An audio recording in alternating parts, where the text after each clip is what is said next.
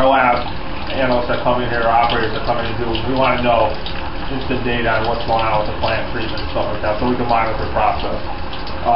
As the water is moving through the plant, we have our raw water coming directly from our two sources, which is the Manila and the Swatara Creek. So that's without any chemical addition to it.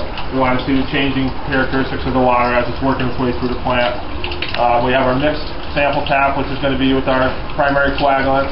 Currently we're using a ferric chloride-based primary coagulant, and also any other additional chemicals like carbon, any kind of polymers that we put in, our pH adjustment we use here is caustic soda.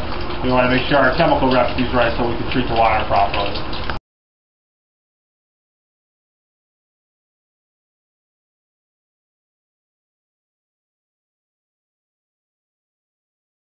This for is to help us dose chemicals properly. It's called a jar test and gang mixer, where we would put equal volumes of water, but then we would adjust the chemical dosages, and then we could visually look at and do physical tests on the water to make sure it's what we want chemical dosing wise. These are the 4 different stages which those sample taps draw the water from. This is the raw water. You can see it's pretty clear today.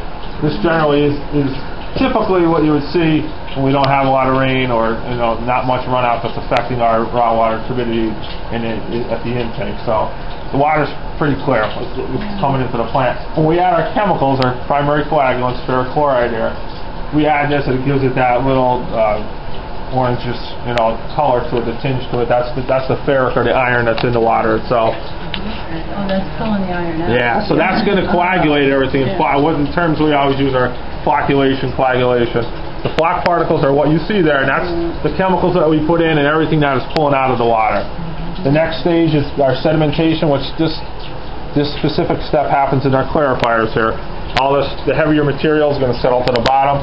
The cleaner water is going to be on top, which is going to carry over on top of our filters. We have 5 granular activated carbon filters here, which are very large, look like enormous Brita filters, if you can picture that. That the water is going to trickle through, and this is coming through the bottom of the filter.